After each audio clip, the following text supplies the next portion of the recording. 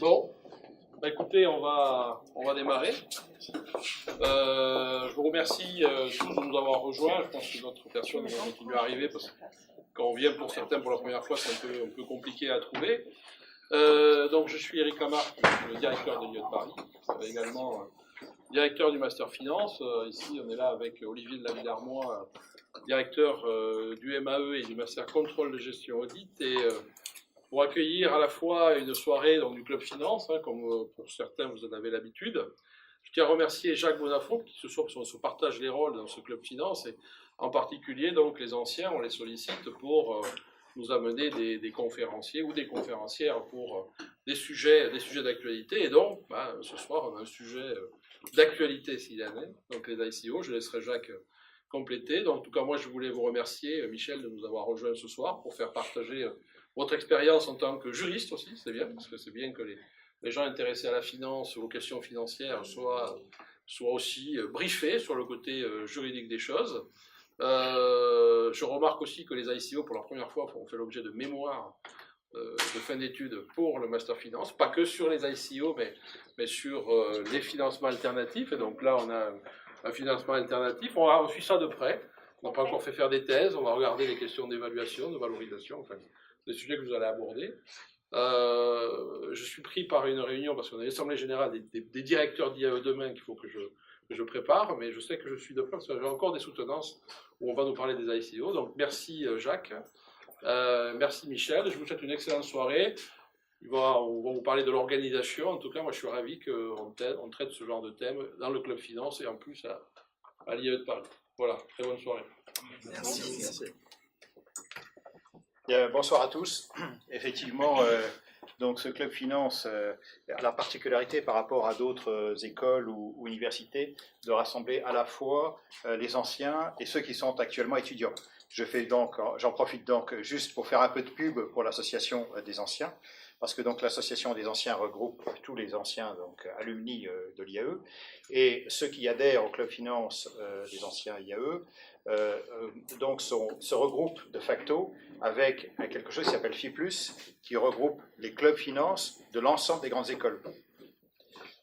Donc vous avez là un réseau qui est fabuleux. Donc n'hésitez pas à aller sur le site de l'association par anticipation pour ceux qui ne sont pas encore vraiment diplômés. Mais voilà, donc un peu de pub sur votre futur. Voilà, donc pour revenir à notre thème de ce soir, donc les ICO qui pour beaucoup est un thème encore un peu obscur, à commencer par moi-même. Donc quelques chiffres, en 2016, il y a eu 43 ICO qui ont capitalisé 95 millions de dollars. Donc ça, c'était en 2016. En 2017, 210 ICO qui capitalisent près de 4 milliards de dollars, contre 95 millions l'année d'avant. Et en 2018, qui n'est pas terminé, on est donc à fin août, il y a eu 800 ICO pour près de 20 milliards de dollars. Donc c'est vous dire effectivement l'ampleur exponentielle du phénomène. Donc qu'est-ce qu'un ICO? Comment ça fonctionne? À quoi ça sert? Et puis quelles sont les difficultés comptables et fiscales? Donc merci à Isabelle Carros qui est ici présente et qui qui a un certain focus aussi sur ce sujet, de m'avoir présenté Michel. Michel qui est avocate et qui a 15 ans d'expérience à l'étranger et dans des cabinets d'affaires parisiens et qui s'est spécialisé dans le conseil auprès de start-up, mais également de PME et de grands groupes. Et elle travaille actuellement sur les problématiques juridiques des bitcoins et des crypto-monnaies, donc ainsi que sur le défi réglementaire que le développement que la blockchain implique. Elle est l'auteur de nombreux articles sur le site bitcoin.fr et s'attaque effectivement beaucoup sur les problématiques des ICO. Voilà, donc je vous invite à applaudir chaleureusement Michel.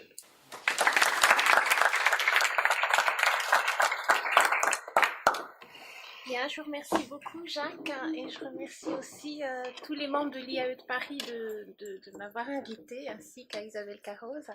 Est-ce que vous m'entendez tous bien? C'est bon? D'accord. Oui. Là, ça va? Ah, voilà.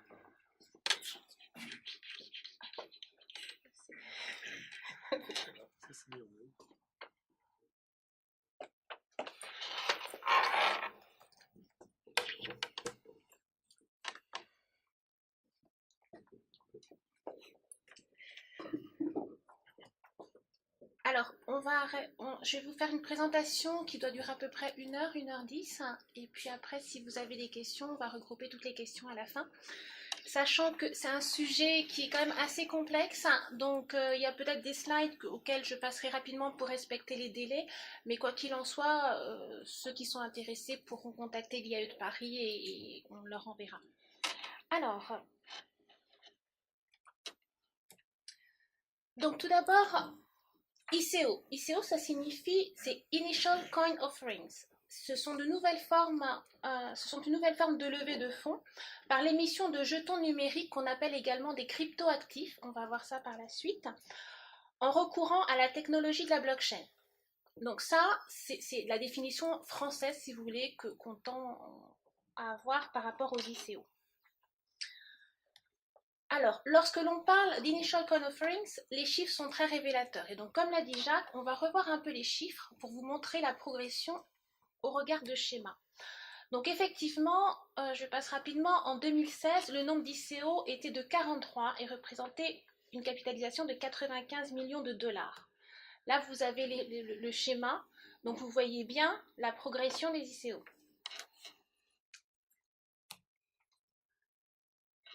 Que recouvraient les ICO?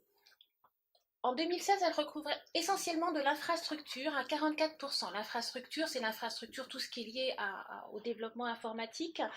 Ensuite, vous aviez 12% qui concernaient le training, 9,6% qui concernaient du management et 7% qui recouvraient de l'événementiel.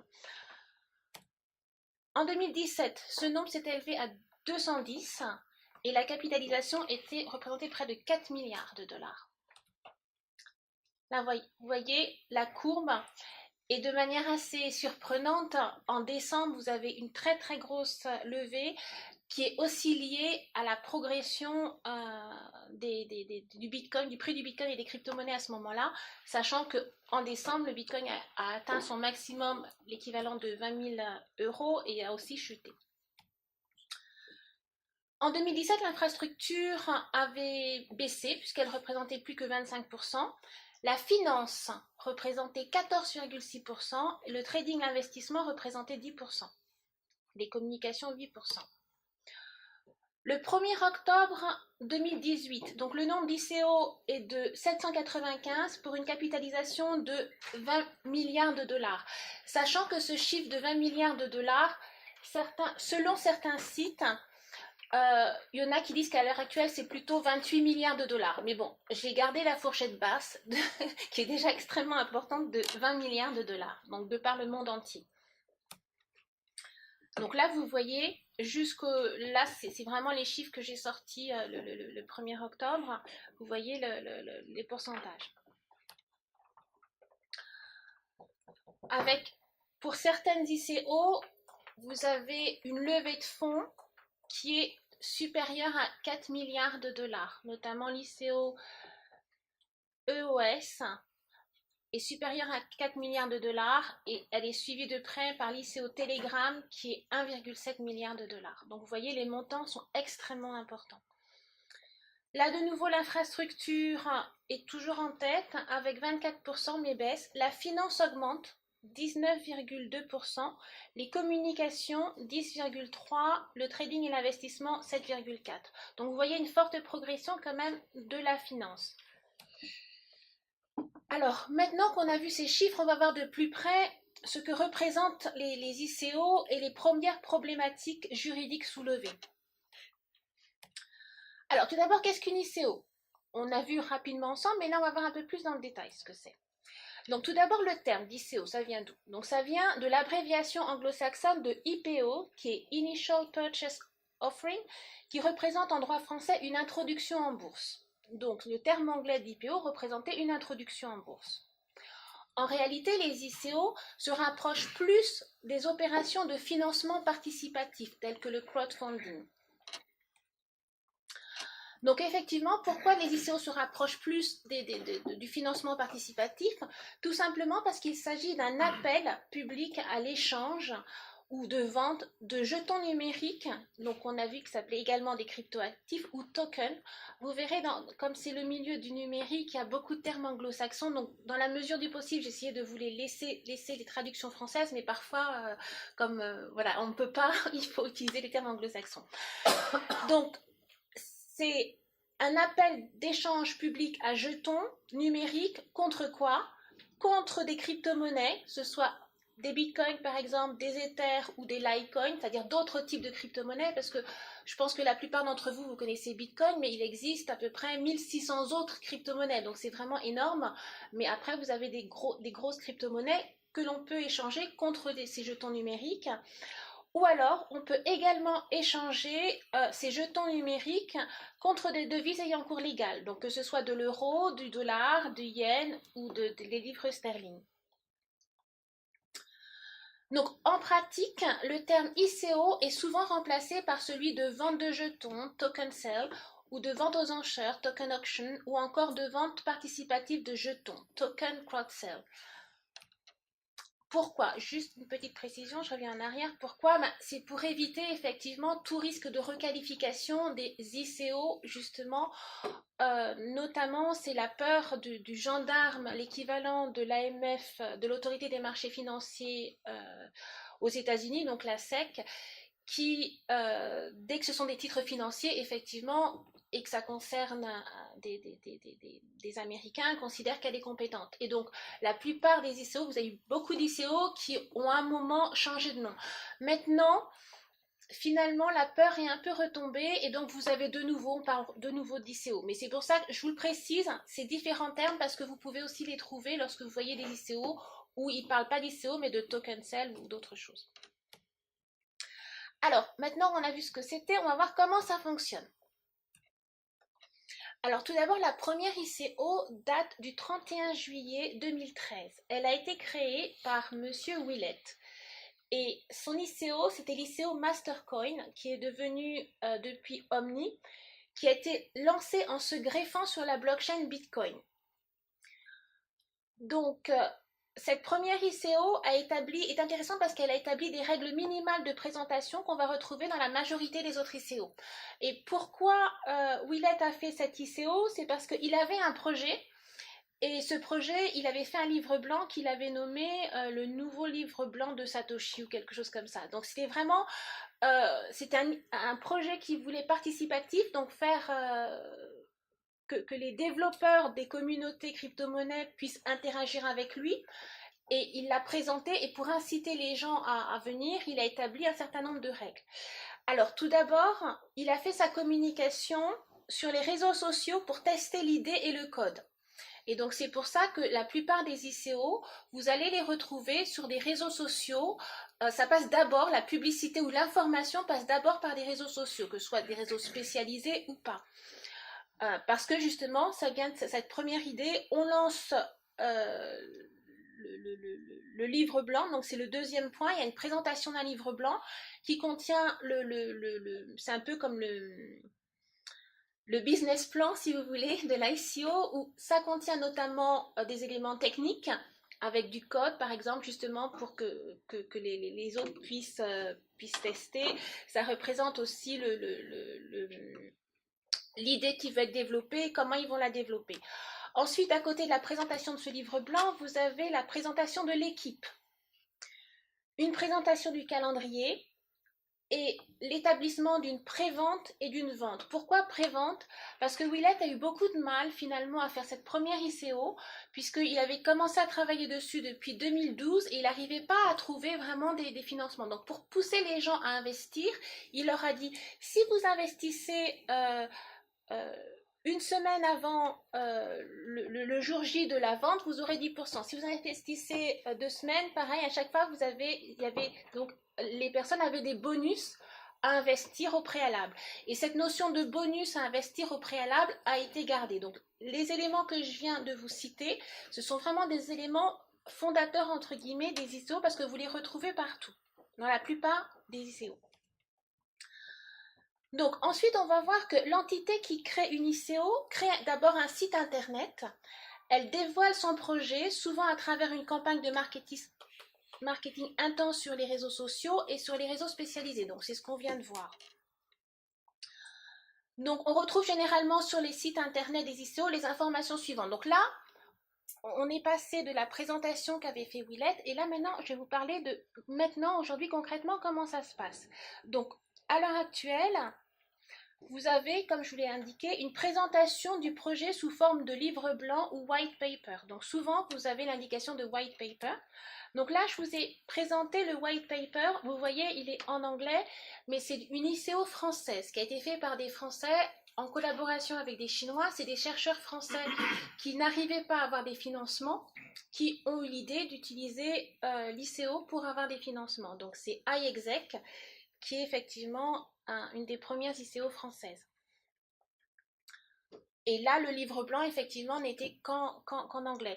Souvent, les livres blancs, ils sont essentiels d'abord en anglais, et puis après, on peut avoir des traductions parfois dans d'autres langues. Ensuite, l'équipe. Donc, dans l'équipe, on a qui? On a les fondateurs, les développeurs et les conseillers.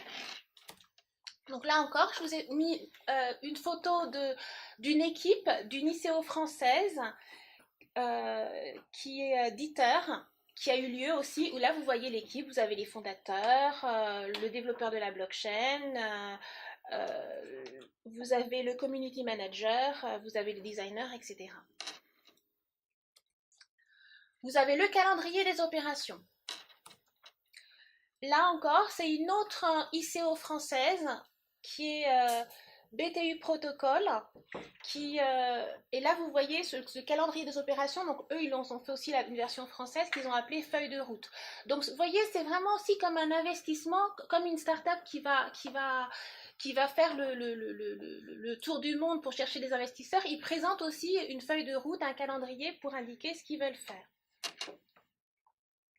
Puis, élément essentiel, vous avez une adresse codée, qu'on appelle souvent une clé publique, ou adresser les crypto-monnaies pour obtenir des jetons numériques en échange. Donc là, effectivement, je ne vous ai pas mis d'adresse codée, parce que je ne fais pas de publicité pour tel ou tel ICO, mais globalement, c'est une adresse où toutes les personnes initialement intéressées pouvaient envoyer leur crypto-monnaie, ou voilà, simplement.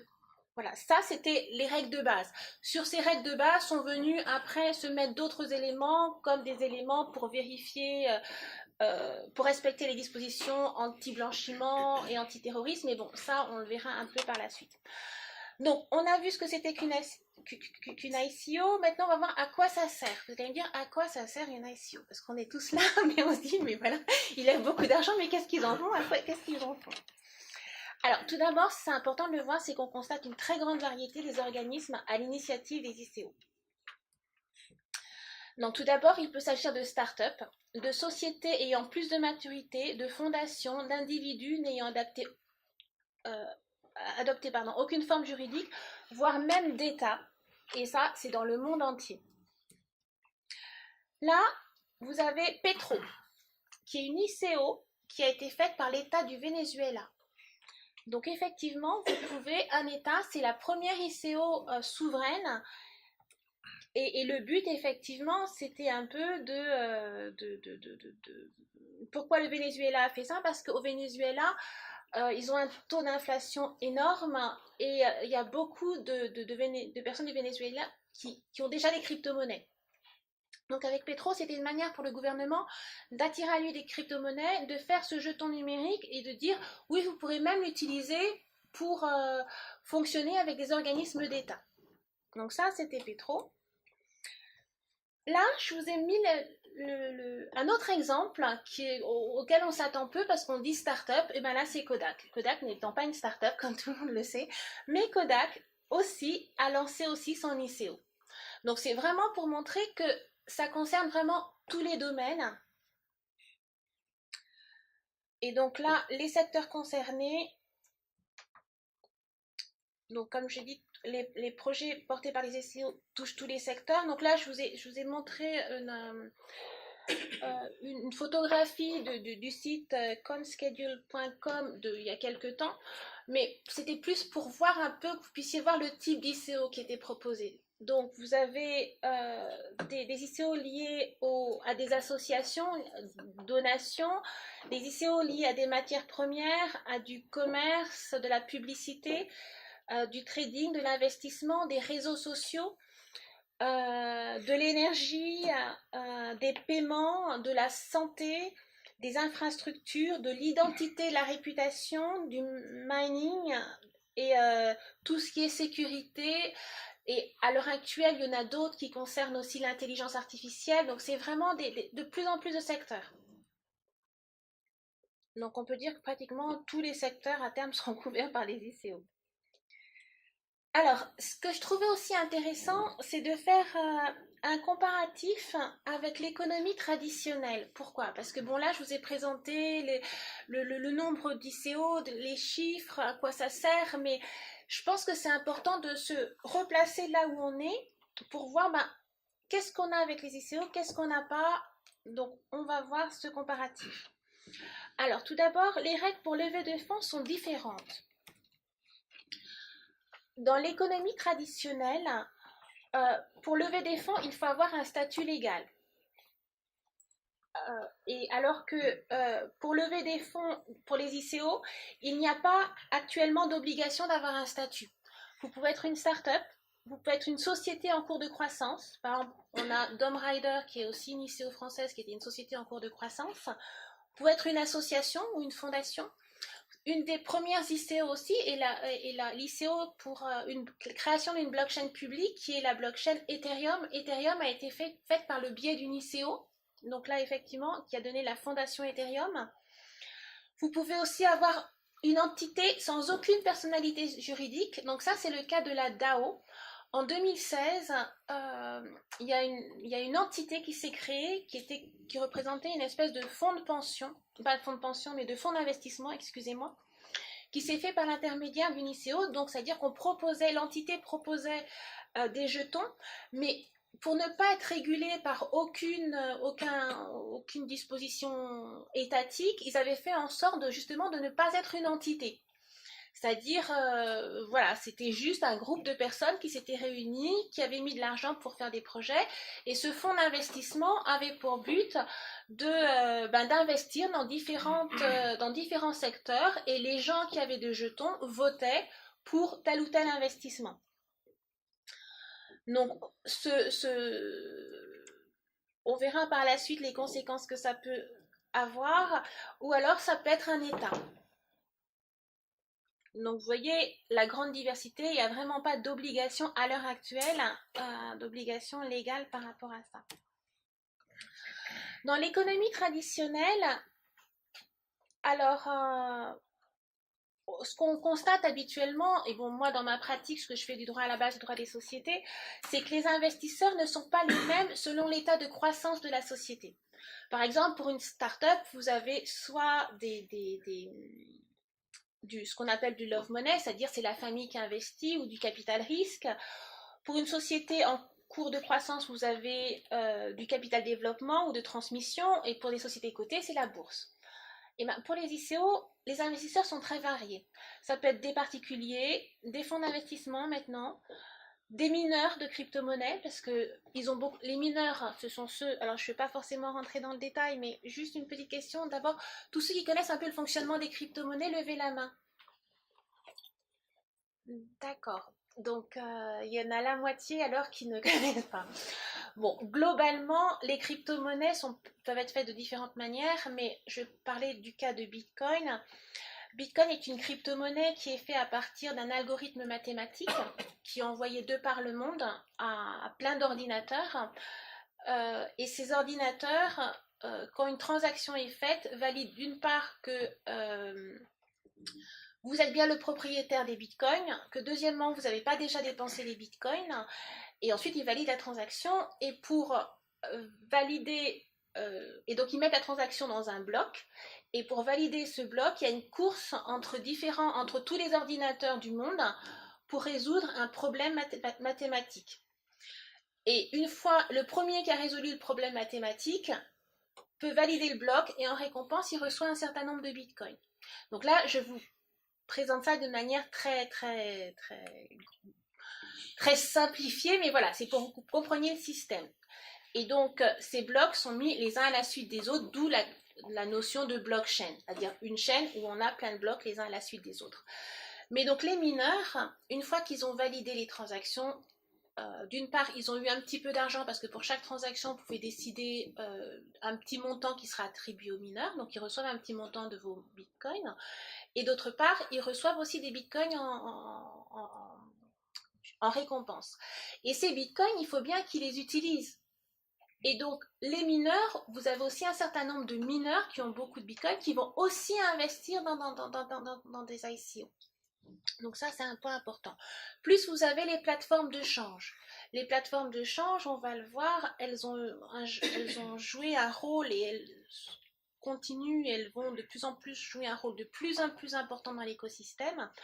Et elles, effectivement, ont aussi un certain nombre de crypto-monnaies. Donc voilà, on vient de voir que les investisseurs, effectivement, sont vraiment très variés. Donc dans l'économie traditionnelle, habituellement, on a deux problématiques pour une société ou une start-up. C'est premièrement, on a des difficultés pour avoir suffisamment de fonds. Souvent, on a beaucoup de start-up qui meurent parce qu'elles n'ont pas les fonds. Et il y a toujours ce cap de 2 années qui est vraiment un cap critique où effectivement on a beaucoup de startups alors que les projets sont super mais qui n'ayant pas des fonds, ayant épuisé le love money, ne pouvant pas avoir les fonds de capital risqueur ni de banque, meurent. Par ailleurs, on a une difficulté pour les investisseurs qui est liée à la liquidité des investissements. C'est-à-dire qu'un capital risqueur qui investit dans une start-up, eh ben, il sait que pour l'instant, il doit attendre quelques années avant de pouvoir revendre ses titres, les actions qu'il aura eues. Donc ça pose des problèmes. Ça veut dire que les gens, pour investir dans des start-up, eh ben, ils vont voir aussi les possibilités par la suite, effectivement, de céder leurs titres. Pour les ICO, quelque part, elles apportent une réponse à ces deux questions, à ces deux problématiques.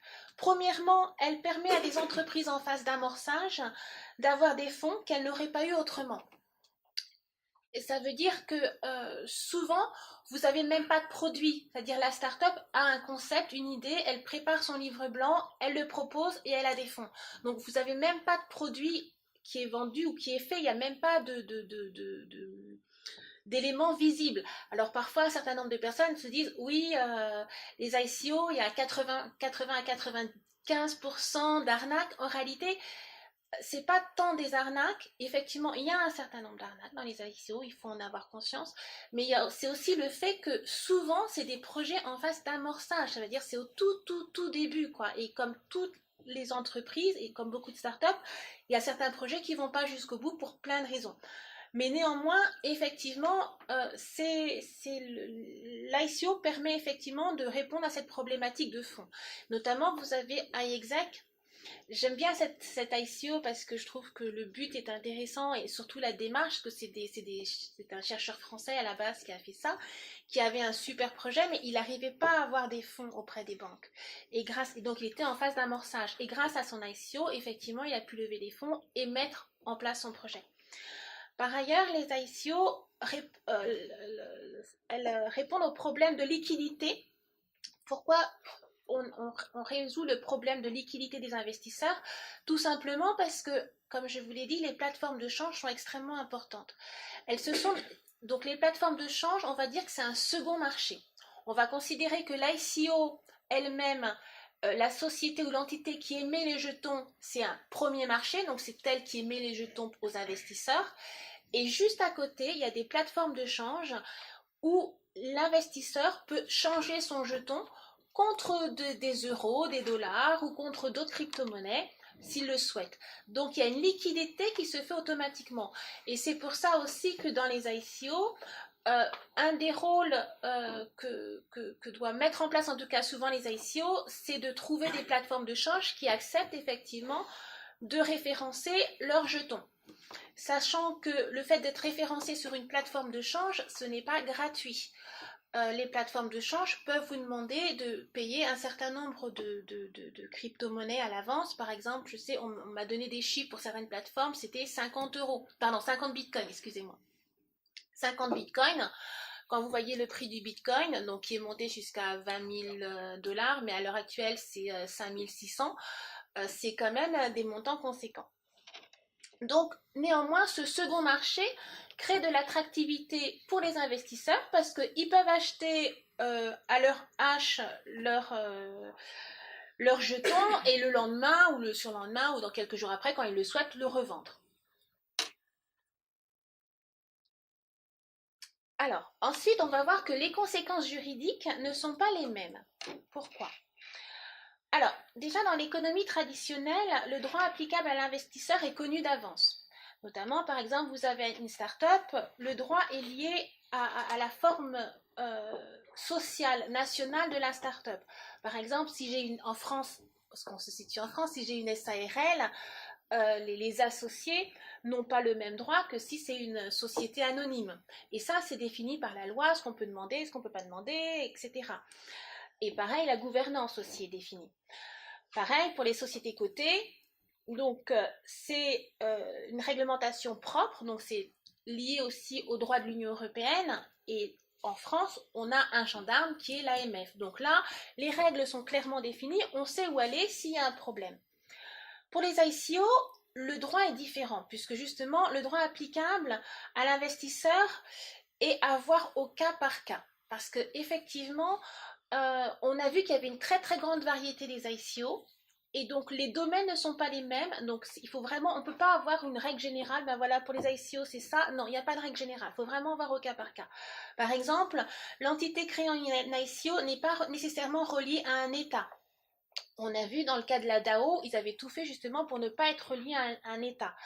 Donc, elle n'était pas immatriculée, par exemple, la DAO. Ce qui a créé, parce que bon, je vais expliquer en 2 minutes ce qu'était la DAO. La DAO, je vous ai indiqué que c'était un espèce de fonds d'investissement qui n'avait pas de personnalité juridique. La DAO a levé en très peu de semaines l'équivalent de 150 millions de dollars. Et dans le code de la DAO, puisque c'était un code, un logiciel qui s'auto-exécutait et qui est spécifique, si vous voulez, à la blockchain Ethereum, parce que la DAO a été faite sur la blockchain Ethereum. Dans le code de la DAO, et juste je reviens en arrière, une des particularités de la blockchain, c'est lorsque vous faites une écriture dessus, lorsque vous faites une transaction, vous ne pouvez pas revenir en arrière.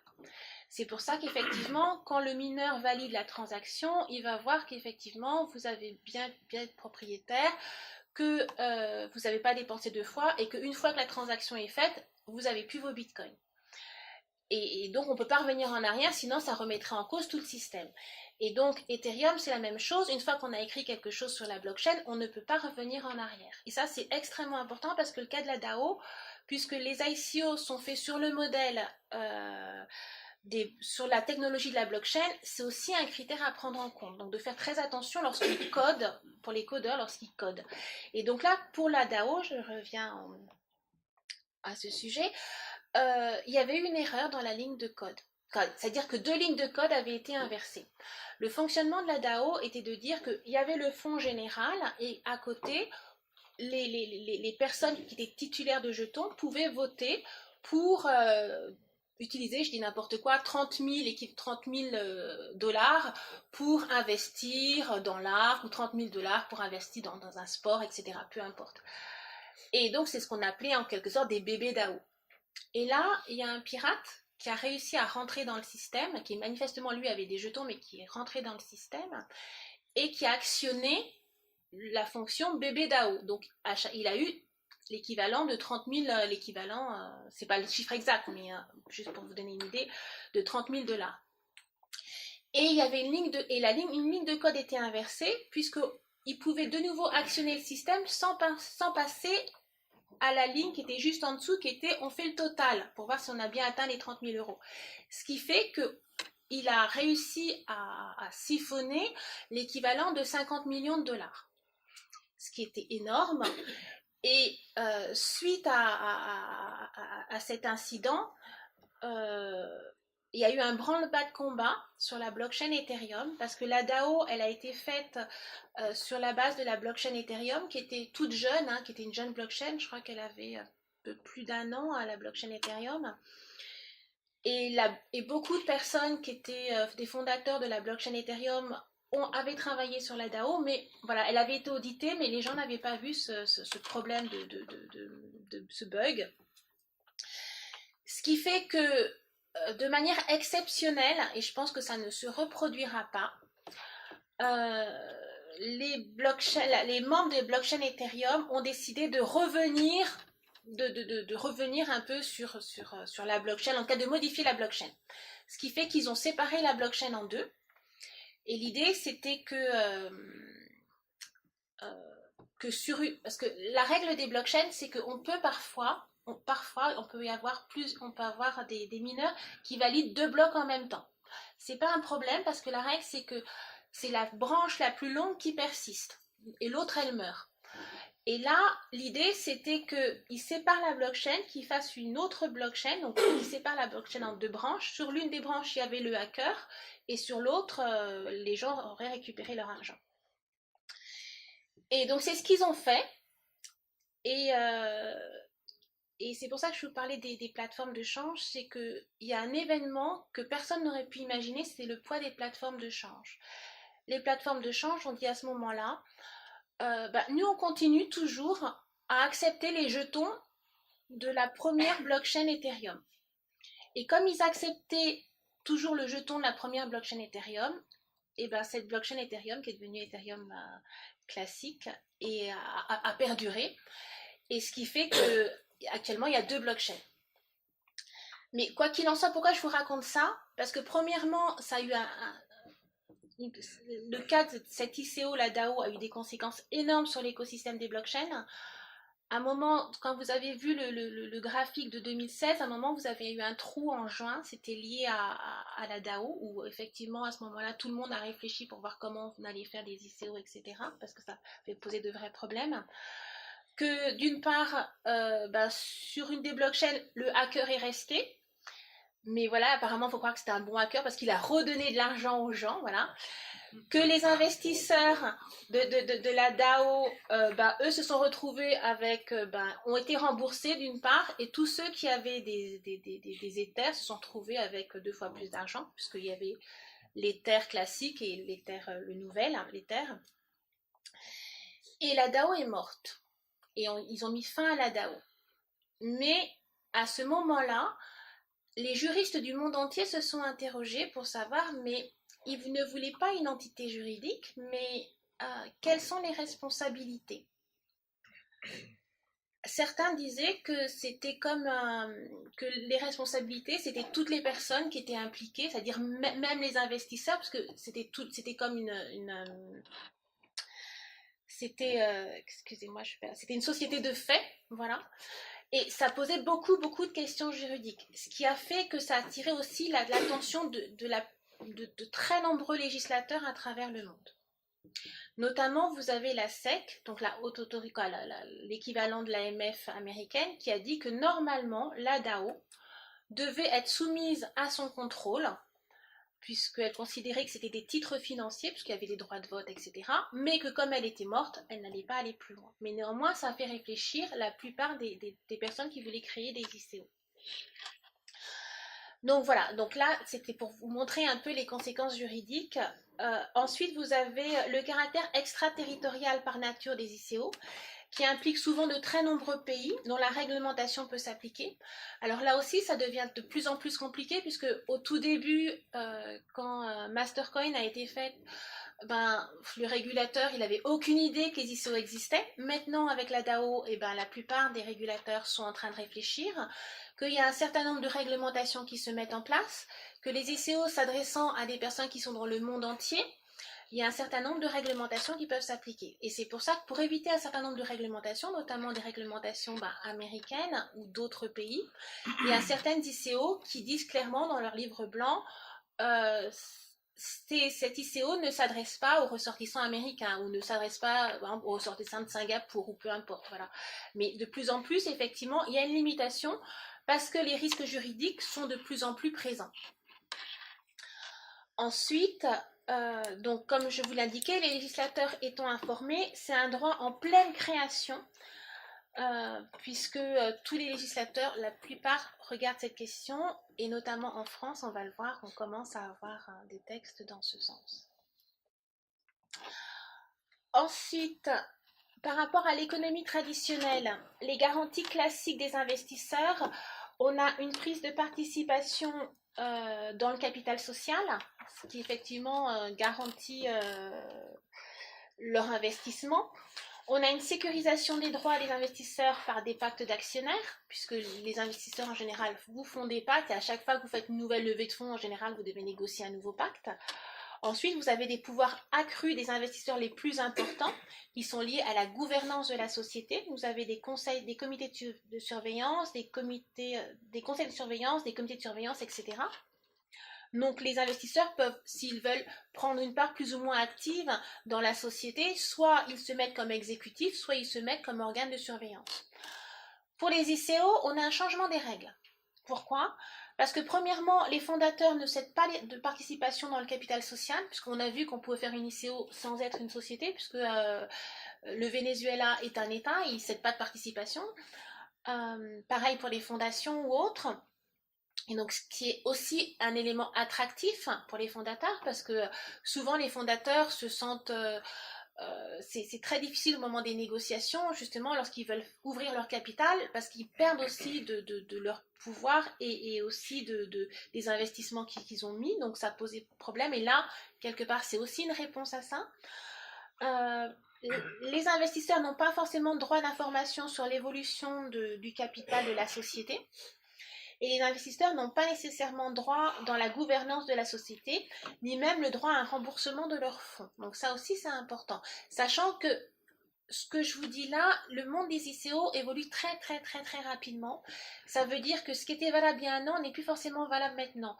Et que de plus en plus, on commence à avoir des ICO qui sont un peu plus fermées, c'est-à-dire qui ne sont pas ouvertes à tout le monde, mais ouvertes à certains investisseurs qu'on va appeler un peu qualifiés, entre guillemets, où là, effectivement, il y a plus de choses qui peuvent se négocier. Donc, je vous ai présenté les ICO et maintenant, je vais vous présenter un élément essentiel lié aux ICO, c'est les jetons, la qualification juridique des jetons. Donc, à ce jour, il n'existe pas de qualification juridique du token ou jeton qui est pourtant un élément indispensable d'une ICO. Vous n'avez pas d'ICO si vous n'avez pas de jeton. En pratique, les rattachements juridiques attribués aux jetons vont dépendre de leur utilisation effective et notamment des dispositions du livre blanc. Je reviens sur cette notion de livre blanc parce que c'est extrêmement important. C'est vraiment un élément qui acquiert de plus en plus d'importance d'un point de vue juridique. Et on va le voir après aussi comptable. Donc les jetons eux-mêmes ont des attributions différentes selon les ICO et ils ne donnent pas accès aux mêmes droits. Plusieurs grandes catégories de jetons numériques ont été répertoriées. Alors là, c'est des grandes catégories juridiques, mais après, selon les personnes, on peut refaire d'autres catégories juridiques. Mais bon, voilà, je vous donne les catégories juridiques habituelles. On a les jetons donnant des droits de vote et ou de gouvernance, des jetons donnant accès à un service ou à un produit, des jetons permettant de recevoir des dividendes, notamment avec la DAO, c'était un peu ça. Des jetons comme instrument de paiement, par exemple l'Ether au moment de l'ICO pour la blockchain Ethereum, c'est un jeton qui est maintenant un instrument aussi de paiement. On a beaucoup d'incertitudes sur la catégorie juridique applicable aux jetons numériques. Sont-ils des biens ou des droits ? Doit-on appliquer aux jetons les mêmes règles qu'au Bitcoin ? Là encore, on ne sait pas. La qualification diffère par ailleurs d'un État à l'autre. Les risques liés à la pratique. Tout d'abord, le grand risque, c'est le défaut de présentation claire de l'utilisation du jeton dans les livres blancs. Moi, je sais qu'un certain nombre de porteurs d'ICO sont venus me voir et je sais qu'il y en a un, je lui posais la question, mais votre jeton, il sert à quoi ? Eh bien, il ne le savait pas. Alors là, c'est très problématique. Parce qu'effectivement, il y a un certain nombre de personnes qui se disent, ben voilà, moi, je vais lever des fonds très rapidement. Et ce n'est pas des entreprises à la base qui sont dans le numérique ou qui sont dans l'écosystème des blockchains. Donc, c'est des entreprises qui n'arrivent pas à avoir des fonds autrement, donc ils veulent juste lever des fonds. Et donc, elles veulent faire un jeton, mais elles ne savent pas à quoi il va servir. C'est juste un prétexte. Et là, c'est problématique parce que ça pose plein de difficultés pratiques, aussi des difficultés liées à la sécurité aussi. Ensuite, dans la pratique, on a aussi des problèmes liés au marketing versus droit, parce qu'effectivement, vous avez beaucoup de livres blancs qui sont revus par des gens qui font du marketing et qui vont utiliser tel terme plutôt que tel autre, alors qu'en droit, chaque terme a sa signification et donc ça peut fausser complètement la perception qu'on en a. Donc ça, c'est important de faire attention aussi marketing. En général, il faut travailler un travail d'équipe, c'est-à-dire pour une ICO, il faut que toutes les différentes professions doivent travailler ensemble et pas chacune de leur côté. C'est-à-dire que vous avez l'avocat, l'expert comptable, le commissaire aux comptes s'il y en a un, les gens du marketing, les développeurs, pour que ce soit cohérent et qu'il n'y ait pas de mauvaises surprises. Ensuite, vous avez des dispositions légales spécifiques applicables au domaine d'intervention des jetons. Vous avez vu tout à l'heure, je vous ai présenté les différents exemples de domaines d'intervention. On a fait par exemple le paiement, ou on a par exemple la santé. Il y a des règles spécifiques en France qui ont trait aux dispositions liées à la santé, donc on ne peut pas faire n'importe quoi. Pareil en matière de paiement. Donc ça aussi, souvent en pratique, on a un certain nombre de personnes qui ont des super projets, mais ils ne se rendent pas compte qu'à côté, il y a déjà des règles qui doivent s'appliquer.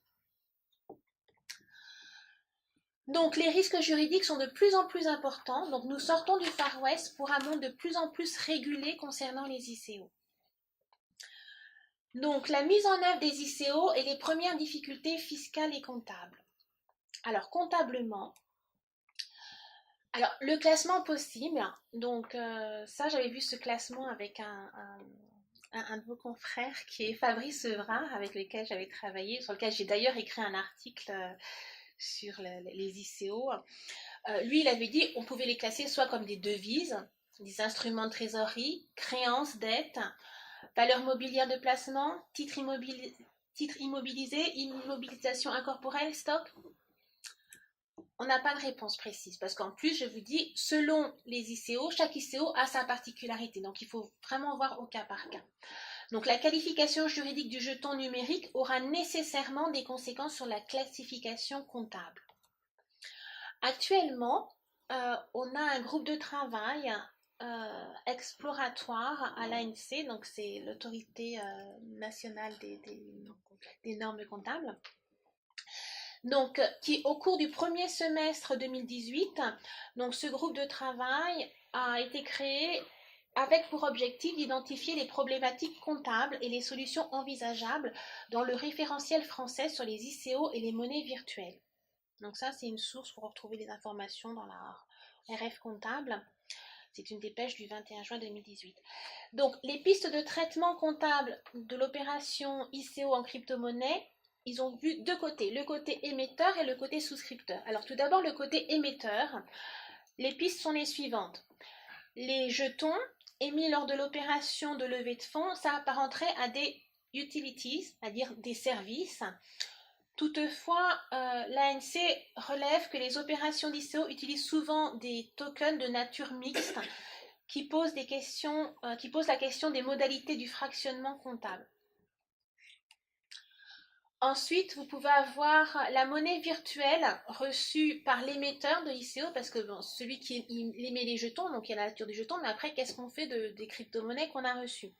Parce que bon, les euros, les dollars, on sait où les mettre, mais les crypto-monnaies, qu'est-ce qu'on en fait? Donc la monnaie virtuelle reçue par l'émetteur de l'ICO pourrait être comptabilisée en compte financier ou dans un sous-compte de compte financier spécialement créé à cet effet. Ensuite, l'enregistrement de la contrepartie dépendrait de la phase au cours de laquelle se trouve l'opération d'émission. Donc, les comptes des souscripteurs, cette fois, on a vu les comptes des émetteurs, les comptes des souscripteurs de l'ICO. Donc, dans ces comptes, les jetons détenus, dont la monnaie virtuelle, pourraient être enregistrés en compte financier, soit dans un compte d'immobilisation incorporelle, lorsque leur utilisation est assortie d'une conservation durable. Donc là, il faudrait effectivement pas qu'ils le revendent le lendemain, il faut que ce soit une conservation durable. Voilà. Donc, maintenant, on va voir l'aspect fiscal. Pardon? L'aspect fiscal. Donc l'aspect fiscal, il n'y a pas de disposition actuellement particulière concernant les ICO. Néanmoins, il y a deux enjeux qui reviennent systématiquement. Il y a la détermination de la base taxable à l'impôt sur les sociétés et il y a l'assujettissement à la TVA. Parce que la question se pose, si on considère que le jeton est comme un bien ou un service, quand vous achetez un bien ou un service, vous payez la TVA. Donc la question s'est posée, selon certaines ICO, il y en a qui appliquent le résultat, le résultat qu'ils ont des crypto-monnaies, il y en a qui déduisent la TVA, ils considèrent qu'ils ont collecté de la TVA, et d'autres qui considèrent qu'ils n'ont pas collecté de la TVA. Et c'est vrai que c'est un problème parce que pour l'instant, on n'a pas de réponse, et c'est vraiment problématique. Et sans compter l'impact des acomptes sur l'impôt sur les sociétés, sur la trésorerie en N+1, parce que si en année N, vous avez levé plusieurs millions et que dans l'année N+1, on vous demande des acomptes, ça peut être aussi problématique, puisque si vous n'avez pas de nouveau relevé d'argent, c'est problématique. Ensuite, un autre point important, c'est l'impact de la volatilité des cours, puisque je vous ai dit, les jetons numériques sont échangés contre des crypto-monnaies, que ce soit Bitcoin, Ether ou Litecoin par exemple, et qu'il y a une très forte volatilité. Donc là aussi, ça pose des difficultés, puisque on voit vraiment l'exemple de Bitcoin.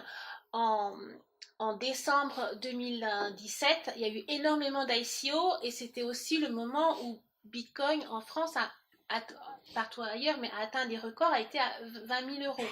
Donc comment traiter ce point à l'heure actuelle puisqu'il représente moins de 6 000 euros. Donc ça pose vraiment des problèmes liés au cours de la volatilité.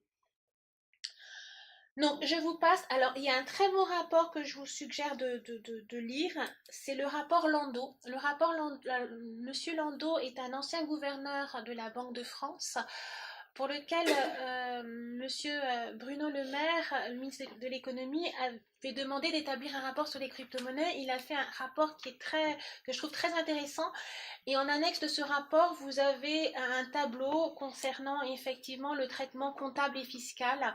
Donc je ne vais pas revenir dessus. Ceux qui sont intéressés pourront demander à l'IAE de Paris les slides et vous aurez le tableau. Sinon, vous allez directement sur le rapport qui est très bien et vous aurez aussi les informations. Donc, on va passer pour terminer donc, au projet de réglementation en cours, puisque tout ça, comme je vous l'ai dit, a débouché sur une réglementation. En France, on a une proposition de réglementation. Ce qu'il faut comprendre, c'est que cette réglementation est aussi liée à tous les... Parce que je vous ai dit qu'il y a eu beaucoup d'arnaques liées aux ICO, et cette réglementation a été aussi influencée par toutes ces arnaques qui ont eu lieu, parce que le standard de l'AMF a été débordé, d'une part par des personnes qui voulaient faire des ICO, et d'une part par des personnes qui se disaient avoir été arnaquées. Donc là, je vous ai donné l'exemple d'une ICO. C'est aussi pour voir aussi avec vous les questions de sécurité. Là, cette ICO, elle a été hackée. De quelle manière? Eh bien, tout simplement, vous vous souvenez, je vous avais parlé de l'adresse crypto-monnaie pour envoyer les fonds. Eh bien, l'attaquant avait remplacé l'adresse officielle par sa propre adresse. C'était encore plus facile.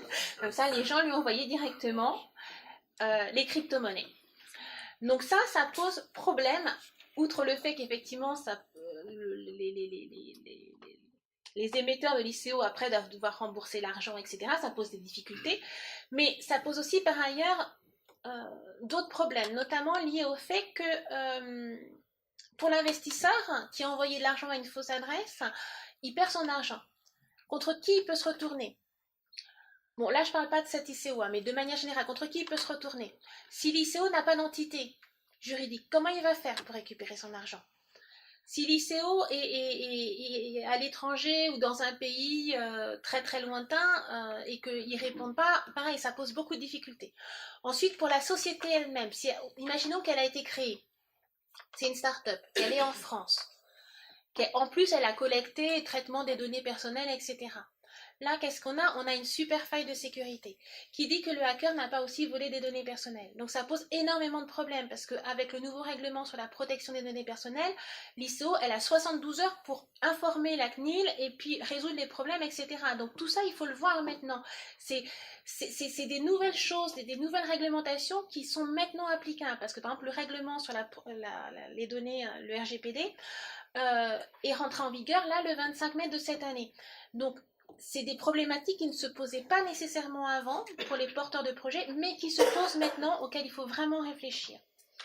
Donc tout ça a fait que l'AMF a fait une publication qu'elle a appelée Focus sur les ICO, en disant que c'était une nouvelle forme de levée de fonds en essor, mais pas sans danger. Donc, pour expliquer effectivement qu'il y avait un certain nombre de dangers.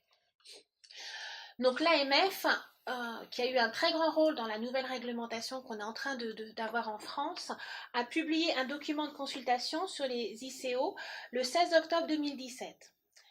Donc, elle a posé 3 questions. 3 options possibles pour une réglementation des ICO. Premièrement, promouvoir un guide de bonne pratique à droit constant.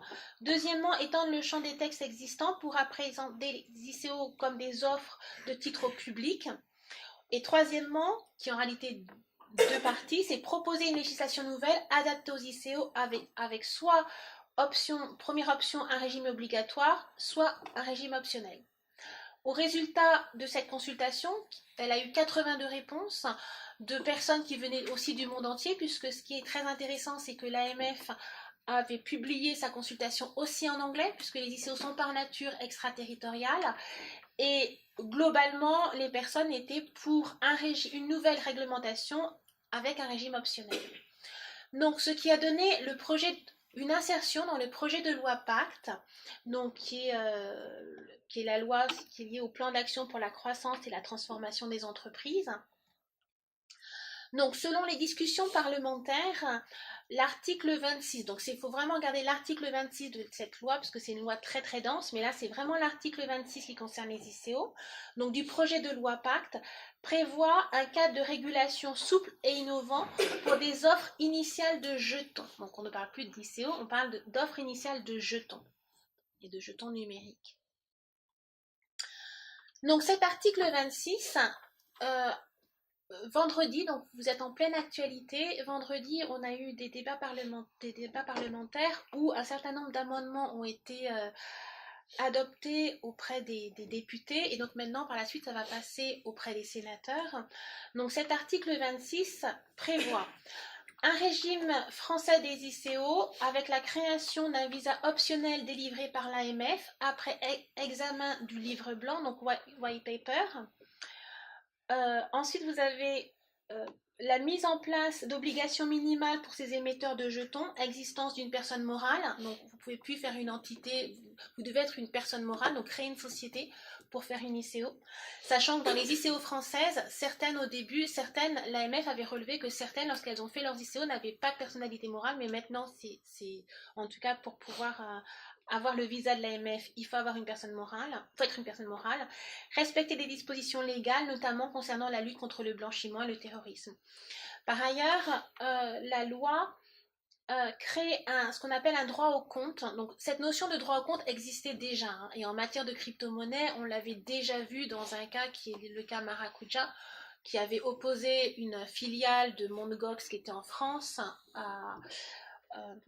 à une banque française qui lui avait fermé son compte.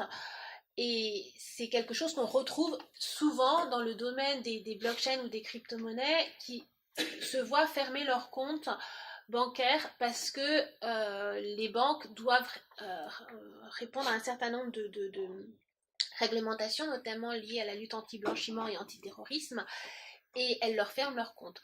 Ce qui fait que certaines sociétés, même si elles ne sont pas directement dans le domaine des crypto-monnaies, mais qu'elles sont dans le domaine des blockchains, par exemple la certification de diplôme sur la blockchain, et bien, se voient fermer leur compte, ce qui pose problème. Et là, la loi prévoit que maintenant, les sociétés, mais c'est les sociétés qui ont le visa de l'AMF, ont le droit d'avoir un compte, et si les banques ne veulent pas leur ouvrir ce compte, ce sera la Caisse des dépôts qui va leur ouvrir ce compte. Ce qui est intéressant parce que la Caisse des dépôts travaille sur le domaine des crypto-monnaies et des blockchains depuis 2015, donc elle connaît vraiment bien le sujet. Mais voilà, maintenant il y a effectivement ce recours à la Caisse des dépôts si vraiment les banques ne veulent pas ouvrir de compte, mais il y a quand même ce droit au compte. Ensuite, ce que j'ai trouvé intéressant que je vais vous mettre, c'est que cet article 26 établit que constitue un jeton tout bien incorporel représentant sous forme numérique un ou plusieurs droits pouvant être émis, inscrits, conservés ou transférés au moyen d'un dispositif d'enregistrement électronique partagé. Donc ça, c'est la traduction de blockchain en droit français. C'est le dispositif d'enregistrement électronique partagé permettant d'identifier directement ou indirectement le propriétaire du dit bien. Donc là, on a un début de définition finalement de ce que c'est qu'un jeton. La nature juridique n'est pas clairement précisée, mais on a quand même un début. Ensuite, toujours vendredi, lors des discussions parlementaires, Bruno Le Maire est intervenu et a déclaré que la France doit être le leader européen de la blockchain. Nous avons dans le projet de loi de finances l'introduction d'un régime fiscal et comptable qui va être particulièrement favorable à la blockchain et aux nouvelles technologies financières.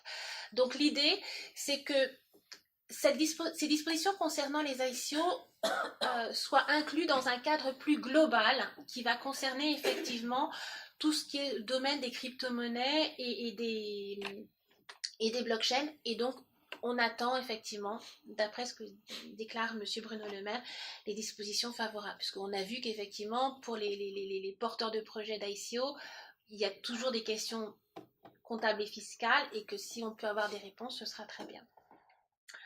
Voilà, donc en conclusion, je voulais juste vous montrer, toujours issu du rapport de M. Landau, à l'annexe 3, les principales ICO françaises, excusez-moi, parce que je parle en ICO en anglais, ICO françaises. Et donc, ce qui est intéressant de voir, c'est aussi, par exemple, la valorisation qu'elles avaient initialement et les montants levés. Donc, par exemple, vous avez ARC, avec une valorisation de 1,25 million qui a levé moins d'1 million. Vous avez iExec qui avait une valorisation de 15 millions qui a levé 12 millions. Ensuite, ce qu'il y a d'intéressant, c'est que vous avez aussi Dom Rider qui avait une valorisation de 17 millions et qui a levé 65 millions. Donc Dom Rider est un cas intéressant.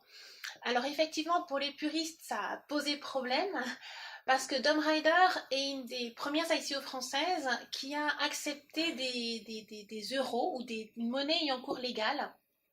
Alors que une des particularités d'une ICO, et ça je ne voulais pas préciser, mais je vous le dis à la fin, mais c'est que vous avez une adresse où vous pouvez envoyer vos crypto-monnaies. La particularité, c'est qu'il existe des moteurs de recherche blockchain, donc spécialisés, blockchain Bitcoin, blockchain Ethereum.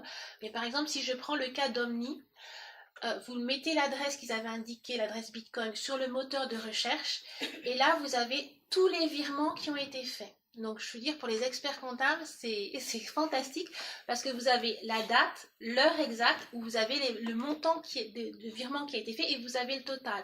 Donc, vous savez précisément combien, effectivement, a reçu l'ICO Mastercoin et même des années après.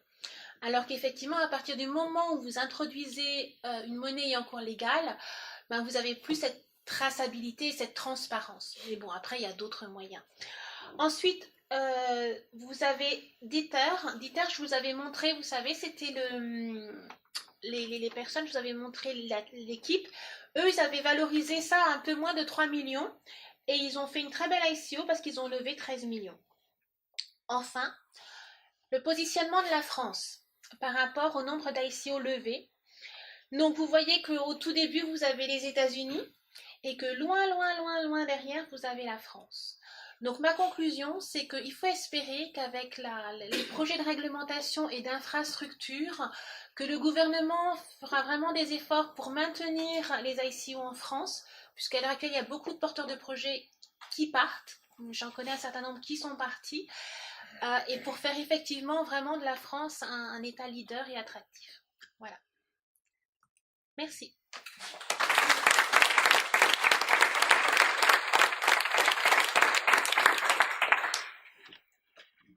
Alors, je laisse la parole à Jacques. Oui. Alors, peut-être le temps est aux questions maintenant. Peut-être première question.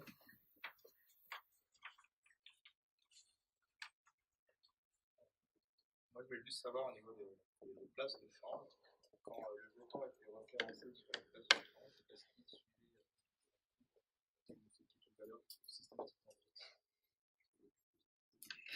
Alors, qu'est-ce que vous entendez par là? Lorsqu'il est référencé au début ou quand il est mis après l'ICO? Parce qu'après l'ICO, sur une place de change, c'est comme une place de marché, si vous voulez. Voilà. on a vu que, enfin, vous avez parlé beaucoup de la blockchain, et j'aimerais savoir, on a vu une montée en puissance des modèles acycliques. Qu'est-ce que vous en pensez en fait? Et si dans la loi, il est prévu d'incorporer finalement des dispositions vis-à-vis de ces modèles acycliques et de leur gestion? Alors, je suis désolée, je connais mal les modèles acycliques. Vous entendez quoi par là? La blockchain, vous allez sur une chaîne Ouais. avec une confirmation par personne à chaque fois. Ouais. Et un enfermement, une encapsulation. Sur les modèles acycliques, en fait, vous allez plus avoir besoin de cette confirmation ni de cette encapsulation, en fait. Donc vous allez pouvoir... Donc c'est un peu comme IOTA, par exemple. Oui, c'est ça, c'est exactement ça, c'est le principe de IOTA. Et est-ce que dans ces projets de loi et dans cette perspective du pacte, il y a des dispositions qui ont été prises vis-à-vis de ce genre de plateforme qui est en train de monter en puissance par rapport à la blockchain, qui ne permet pas finalement une expansion à grande échelle, en fait? Alors, donc, par rapport à IOTA, alors effectivement, IOTA, c'est pas une blockchain, c'est plus proche d'un protocole de registre distribué. Et dans la définition de la loi, c'est le dispositif d'enregistrement partagé. La loi précise pas, elle reprend pas le terme blockchain. Donc si effectivement, parce qu'on attend aussi un certain nombre de décrets d'application, si effectivement dans les décrets d'application IOTA tombe, je veux dire les autres protocoles des registres distribués tombent dans ce cadre-là, effectivement ça va s'appliquer aussi à IOTA. À l'heure actuelle, parce que bon par ailleurs je fais partie de l'AFNOR, du comité blockchain de l'AFNOR, et donc il y a des discussions au niveau de l'ISO. Et au niveau de l'ISO, il y a le TC307, et le TC307, ça s'appelle blockchain et protocole de registre distribué, parce que l'idée c'est d'ouvrir effectivement à toutes les technologies qui sont liées effectivement à ces protocoles, sachant qu'une blockchain est un protocole de registre distribué, mais que tous les protocoles comme IOTA notamment ne sont pas des blockchains. Donc effectivement le principe en droit français c'est de la neutralité technologique du gouvernement. Donc normalement il n'est pas censé privilégier tel type de technologie plutôt que tel autre. Donc pour l'instant, je n'ai pas de réponse à vous donner. Tout va dépendre effectivement. Il y aura un vide juridique vis-à-vis de... Ce serait dommage de faire un cas particulier sur les blockchains et de ne pas englober tous les cadres des registres distribués. Pour l'instant, la réglementation, elle parle simplement de registres. Attendez, je vais vous redonner le terme, si je reviens en arrière. De dispositifs d'enregistrement électronique partagé. Donc dans ce cadre-là, IOTA, ça pourrait rentrer, quoi, je veux dire. Donc, parce que c'est un cadre très très large. Après, effectivement, ça va dépendre effectivement ce que va décider le gouvernement, mais sachant que le gouvernement, lui, il est tenu par un principe de neutralité, il ne peut pas privilégier une technologie plutôt qu'une autre. Donc pour l'instant, la définition est très large, mais je n'ai pas de réponse particulière, parce qu'il y a IOTA, mais après, il y en a plein d'autres qui sont en train de se faire, donc voilà. Oui? Par rapport à la régulation de convention, oui. parce qu'en fin de compte, il y a déjà une régulation en 2015 aux États-Unis, qui s'appelle Quick License, et en 2014, il y a une loi Sapin par rapport au confinement.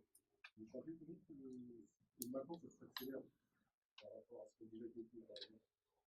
Alors, j'ai pas tout entendu. Vous me dites. Alors, j'ai entendu effectivement qu'aux États-Unis, il y avait la BitLicense à New York, et puis ensuite, oui. En 2014, il y a eu une loi Sapin qui sont interdits sur le fonctionnement des crypto-monnaies. Ça a commencé déjà une disposition qui a été prise en tout. Mais en fin de compte, c'est que l'évolution récente du cours des crypto-monnaies qui a fait que ça a accéléré cette année. Alors, en réalité, il y a plusieurs choses. Donc, effectivement, aux États-Unis, il y a eu la BitLicense qui était à New York, qui établissait que toutes les personnes qui voulaient travailler dans le domaine de crypto-monnaie devaient demander effectivement une licence particulière, ce qui a eu pour conséquence qu'un certain nombre de startups sont parties, et celles qui sont restées ont déposé des dossiers, que ça leur a coûté très cher en frais d'avocat, et puis les décisions de la BitLicense ont été attribuées, mais très très longtemps après. Il y en a qui ont dû attendre plus d'un an, c'était très très très long. Donc c'est pas forcément un grand succès. Dans le rapport Landau propose effectivement de créer une Euro BitLicense pour effectivement gérer un certain nombre de plateformes.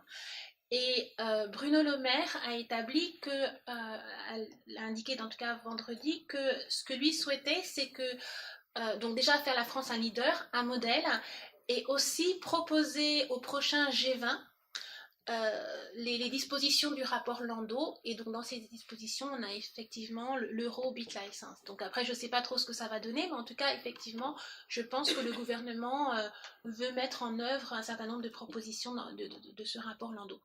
En ce qui concerne la réglementation française, ce qu'il faut savoir, c'est qu'en France, alors on sort des ICO, hein, c'est une réglementation qui est expérimentale, liée à la blockchain. Alors, en avril 2000, je ne sais plus, c'est 2016 ou... Oui, en avril 2016, excusez-moi, il y a eu la première ordonnance qu'on appelle l'ordonnance sur les bons de caisse, qui a établi le principe, effectivement, qu'on pouvait créer des mini-bons pour des plateformes de crowdfunding, des mini-bons qui sont un certain type d'obligations, et que le fait que ces mini-bons soient mis sur la blockchain, le simple fait de les mettre sur la blockchain, sur le dispositif d'enregistrement électronique partagé, avait une équivalence d'un contrat écrit. Donc effectivement, c'était une très belle avancée. Le seul problème, c'est que cette ordonnance était soumise à un décret d'application qui, à ce jour, concernant cette particularité des mini-bons, n'est toujours pas sorti. Ensuite, suite à ce modèle, puisque l'ordonnance ayant eu tellement de succès sur les mini-bons, que le gouvernement a proposé une autre ordonnance qu'on appelle globalement l'ordonnance blockchain, qui est liée à la loi Sapin 2, qui permet effectivement, et qui est sortie en décembre 2017, qui permet effectivement de mettre des titres de sociétés non cotées sur la blockchain. Donc ça aussi c'est très intéressant, surtout pour les ICO, puisque effectivement ça serait intéressant et ça permettrait d'accroître l'utilisation des blockchains. Simplement, cette ordonnance-là encore était soumise à un décret d'application qui n'a pas eu lieu. Il y a eu a priori, je pense qu'à terme, il y aura un décret, ce sera un seul et unique décret pour les deux ordonnances.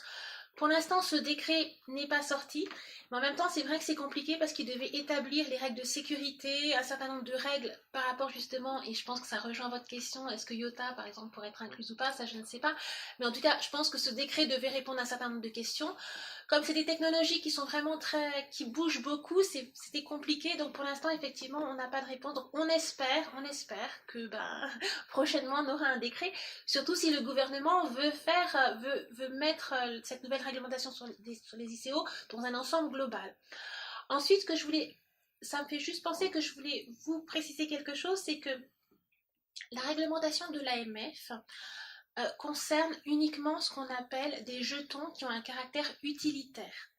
C'est-à-dire que tous les jetons qui ont un caractère de titre financier, eux ne sont pas directement soumis à cette réglementation, mais par contre seront soumis aux dispositions générales de l'AMF sur les titres financiers. Voilà. Donc c'était juste une précision que je voulais vous apporter à ce propos. Voilà. Est-ce qu'il y a d'autres questions? On termine. Alors peut-être une dernière question. Oui. En tant qu'avocate, quelles sont les questions qui vous sont posées concernant ces libérations, les sujets qui sont les plus fréquemment abordés? Alors, par rapport aux ICO, c'est la réglementation applicable, c'est des questions liées à la fiscalité, c'est déjà s'ils peuvent faire ou pas une ICO, parce qu'après ça dépend du domaine aussi, par exemple si c'est un domaine bancaire et que il y a aucune, parce que souvent c'est des personnes qui ont les capacités technologiques de mettre des éléments sur la blockchain, mais ils n'ont pas forcément effectivement les capacités, les domaines de compétences, si c'est un domaine bancaire lié au domaine bancaire, ou alors, donc il y a deux cas de figure, trois cas de figure. Le premier cas de figure, c'est des personnes spécialisées en crypto-monnaie, en protocole de registre distribué qui veulent faire une ICO. L'autre cas de figure, c'est des sociétés qui n'arrivent pas à avoir des fonds, qui veulent créer aussi une ICO pour avoir des fonds. Et un troisième cas de figure, ça peut être des grands comptes qui s'interrogent sur ce nouveau domaine. Voilà. Donc si on reprend la deuxième catégorie, la société qui effectivement veut faire une ICO,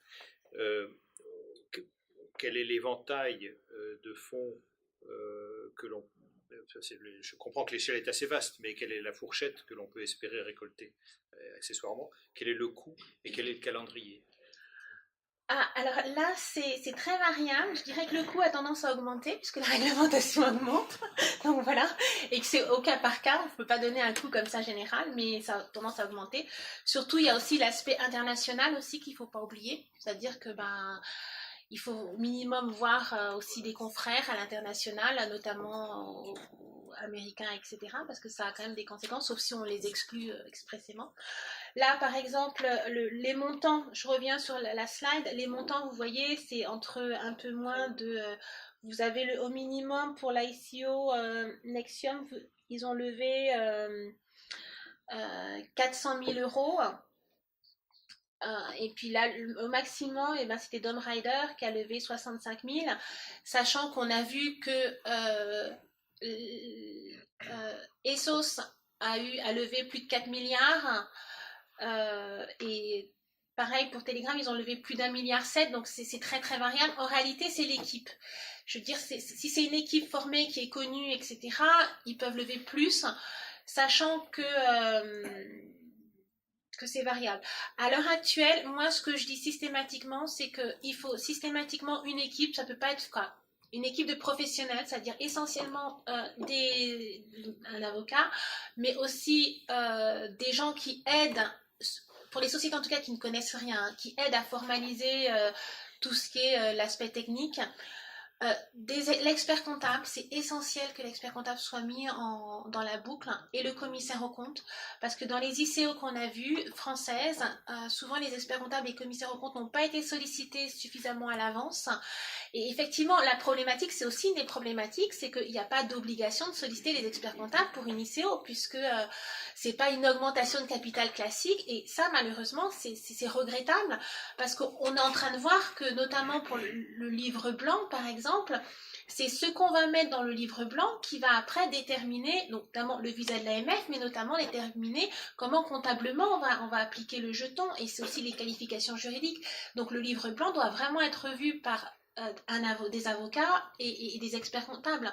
Ça, c'est essentiel, et le commissaire aux comptes doit être mis dans la boucle, parce que après, ce qu'il faut voir aussi, c'est que le commissaire aux comptes, lui, doit après auditer les comptes, et qu'un certain nombre d'ICO françaises qui avaient fait leur ICO et n'avaient pas prévenu suffisamment à l'avance leur expert comptable, leur commissaire aux comptes, se sont retrouvés au moment de l'approbation des comptes, et le commissaire aux comptes n'a pas été en mesure de rendre son rapport. Et ça, c'est vraiment problématique pour une société de ne pas pouvoir approuver ses comptes.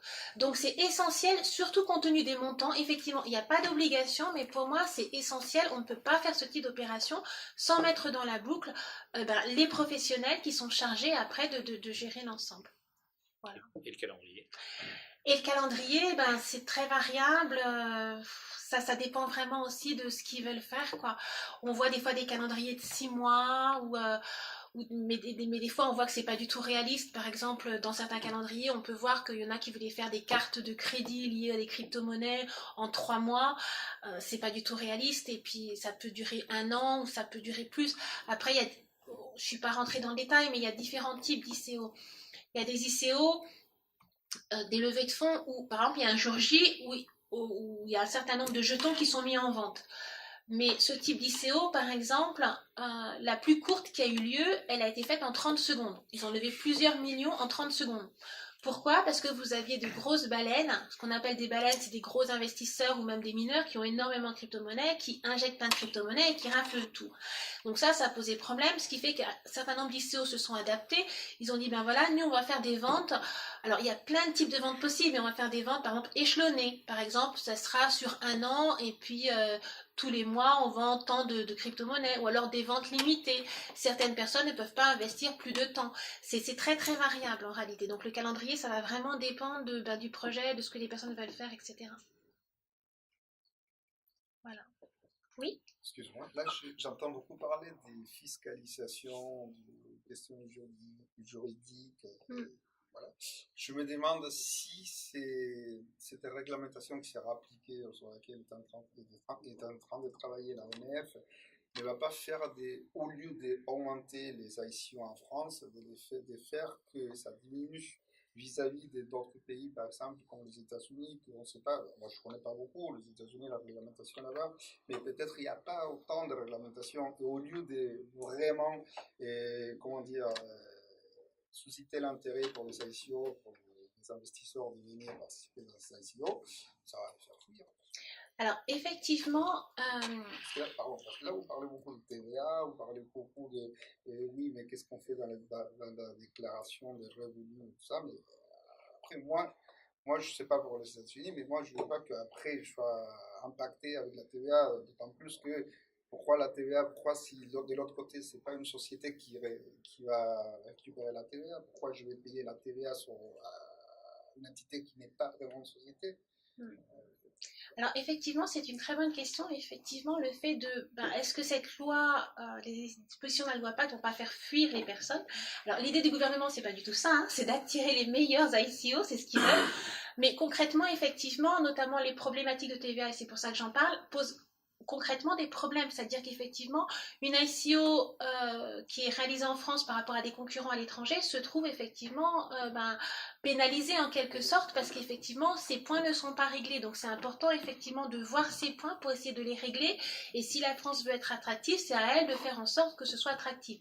Après en réalité, effectivement il y a beaucoup d'ICO, on a vu aux États-Unis, mais aux États-Unis il y a la SEC, et la SEC considère que la majorité des jetons sont des jetons, des titres financiers, ce qu'ils appellent securities. Donc c'est aussi très réglementé, c'est pas si simple que ça, et c'est pour ça que dans beaucoup d'ICO vous avez l'exclusion des États-Unis. Après c'est plus des pays comme Malte ou la Suisse qui attirent effectivement un certain nombre de porteurs de projets, mais après, c'est le défi du gouvernement français. Effectivement, c'est à lui de faire les efforts. Si vraiment il veut faire de la France un pays attractif, de favoriser une fiscalité qui ne soit pas excessive, parce qu'effectivement, pour l'instant, la fiscalité est vraiment problématique aussi bien pour les porteurs de projets que pour les détenteurs de crypto-monnaies. C'est une fiscalité presque confiscatoire, et effectivement, résoudre ce problème de TVA ou autre, pour si vraiment ils veulent que la France soit attractive. Mais néanmoins, malgré tout ça, vous avez vu, il y a quand même des ICO qui ont été faites en France. Hein. Voilà. Non, par rapport aux États-Unis. Oui, mais les États-Unis... 130 millions contre un oui, milliard. Oui, mais vous avez vu, les États-Unis, c'est quand même un énorme pays par rapport à la France. Donc c'est vrai que, voilà. Mais effectivement, je suis d'accord avec vous. Moi, de manière, je n'ai pas la réponse. Hein. Moi, je suis juste une praticienne. Mais c'est au gouvernement, s'il veut réussir l'ambition qu'il a de faire de la France un leader, c'est à lui d'adapter effectivement des dispositions qui soient favorables. Est-ce que vous pourriez suivre un peu cette législation dans le contexte des autres pays, en Allemagne par exemple, en Italie, en Europe? Est-ce que la législation française est plus contraignante? Alors, je suis désolée, je suis avocat français, donc je ne connais pas forcément les autres législations dans le détail, donc je ne pourrais pas vous dire. Mais à l'heure actuelle, effectivement, je sais que j'avais été en contact avec une personne de l'AMF allemande, et effectivement, ils sont en train de travailler sur les ICO, mais pour l'instant, la France est vraiment le premier pays qui crée vraiment une réglementation, et l'idée de la France, c'est que ce soit aussi un modèle par rapport à l'Europe, et d'influencer aussi, la France est en contact aussi avec les membres de la Commission pour justement que les dispositions qu'elles mettent en place puissent être reprises aussi au niveau européen. Parce que sachant que de toute manière, les ICO, de par le caractère extraterritorial, c'est vraiment au niveau international que ça va se jouer. Et la France est parfaitement informée, mais pour l'instant, il n'y a rien au niveau européen ni international. Le temps que les choses se mettent en place, ça va prendre beaucoup de temps. Donc c'est pour ça que la France établit déjà une proposition de loi, sa loi, pour essayer de rendre la France attractive, pour après essayer effectivement de servir de modèle, notamment en Europe et puis au niveau aussi du G20. Voilà. Oui ? Petite question, c'est juste, si je comprends bien, c'est-à-dire que les ICO, on ne connaît pas les investisseurs, donc après il peut y avoir aussi du blanchiment d'argent. Alors, effectivement, la question du blanchiment d'argent est une question qui est importante, que quand Mastercoin a été faite, quand l'ICO Mastercoin a été faite, on ne posait pas de questions, il y avait juste une adresse Bitcoin et puis les gens envoyaient sur cette adresse Bitcoin. Donc effectivement, ils ne connaissaient pas forcément les investisseurs, mais bon, en même temps, pour Mastercoin, c'était aussi c'était des gens, des spécialistes qui pouvaient souscrire à cette ICO. Parce que c'est pas tout de souscrire à une ICO, après il faut pouvoir récupérer le jeton. Et à l'époque, il n'y avait vraiment que des spécialistes pour pouvoir savoir comment récupérer le jeton, comment mettre le jeton sur un portefeuille particulier, etc. À l'heure actuelle, les ICO se sont plus démocratisés. Et de plus en plus, en tout cas en France, toutes les ICO qui consultent un avocat, forcément l'avocat lui dit, ben voilà, il y a des réglementations qui s'appliquent. Et l'idée, c'est que toutes les ICO qui seront soumises aussi au visa de l'AMF devront appliquer les dispositions anti-blanchiment et anti-terrorisme. Sachant que, je déborde un peu, mais j'ai écrit il n'y a pas très longtemps un article sur bitcoin.fr que j'intitule « Les gendarmes, les voleurs et les bitcoins », où on voit que le fait d'utiliser des crypto-monnaies, c'est pas forcément favorable pour le blanchiment d'argent, qu'à l'heure actuelle, c'est plutôt favorable aux gendarmes, puisque grâce aux moteurs de recherche, les policiers, notamment Europol, je citais Europol, se servent, une fois qu'ils ont identifié l'adresse, ils ont arrêté des criminels, ils ont saisi des bitcoins, ils ont identifié les adresses, ils peuvent retracer toutes les opérations. Donc c'est plutôt, et les criminels ne peuvent pas effacer ces opérations puisqu'elles sont sur la blockchain, et la particularité de la blockchain, c'est qu'on ne peut pas effacer les opérations. Donc en réalité, les criminels à l'heure actuelle, il y avait des interrogations au sein des criminels pour utiliser d'autres crypto-monnaies, par exemple, que le bitcoin, qui était plus intraçable. Ensuite, par rapport au terrorisme, il y a un rapport tout récent d'Europol qui établit qu'il n'y a pas de preuve formelle que les terroristes aient utilisé, les attentats terroristes qui ont eu lieu aient été financés par les crypto-monnaies. Au contraire, ils ont été financés par des cartes prépayées ou autres. Parce qu'il y a aussi la technicité. Et par rapport aux ICO, dans l'article que j'avais écrit pour RF Comptable justement avec Fabrice Evrard, j'indiquais 3 générations d'ICO. Une première génération où la première génération c'était lié à Mastercoin, il fallait vraiment être un technicien pour pouvoir vraiment gérer ça. Une deuxième génération où là on a plus des smart contracts, c'est-à-dire des logiciels qui s'auto-exécutent. Et donc on commence à avoir un début de standardisation, notamment avec des jetons, les jetons RC20, ou ce qui fait qu'on n'a pas à tout réinventer à chaque fois, on reprend le modèle de jeton et c'est beaucoup plus simple. Et une troisième génération où là c'est des ICO clés en main, c'est-à-dire vous avez des plateformes qui vous permettent de faire des ICO. C'est-à-dire la plateforme, vous n'avez plus besoin d'avoir toutes les connaissances techniques, la plateforme vous dit, ben voilà, je vous propose un modèle de livre blanc que vous complétez, un jeton, je vous aide pour trouver une communauté, voilà.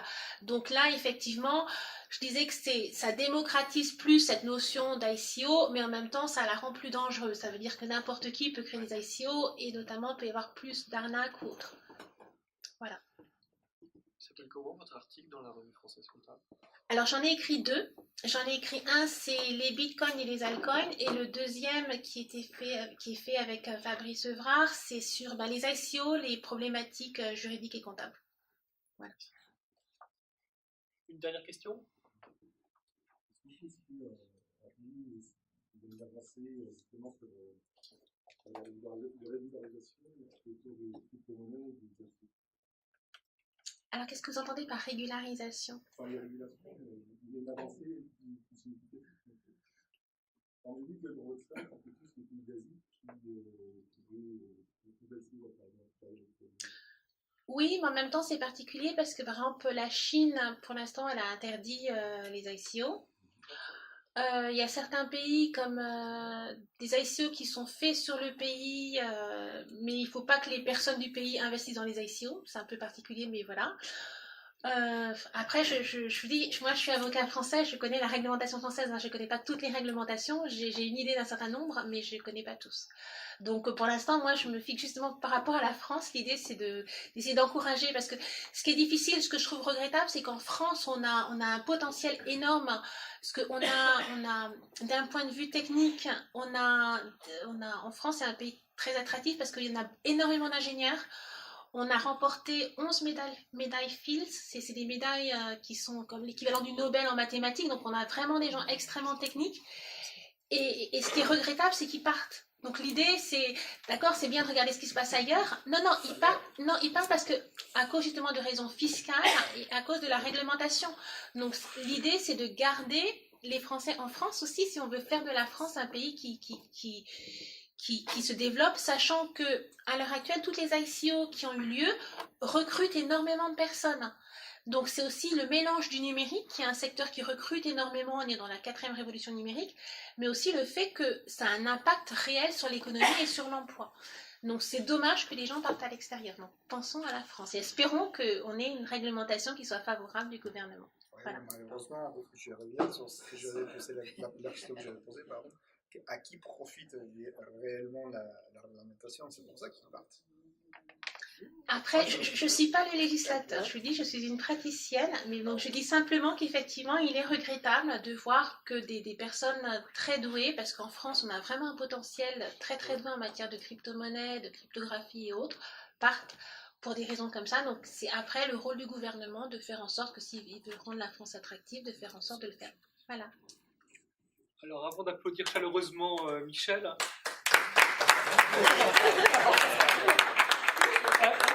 un petit mot sur la prochaine conférence du club Finance contre l'audit, qui est organisée le mardi 4 décembre, avec pour sujet la blockchain.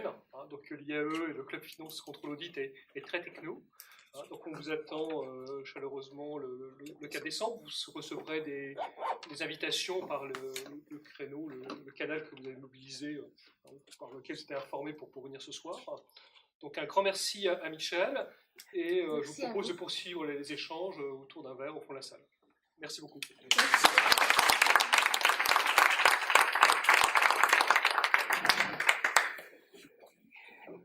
Donc, comment je fais pour récupérer ma clé? Ce n'est pas toi de l'arracher. Ok, on va éviter.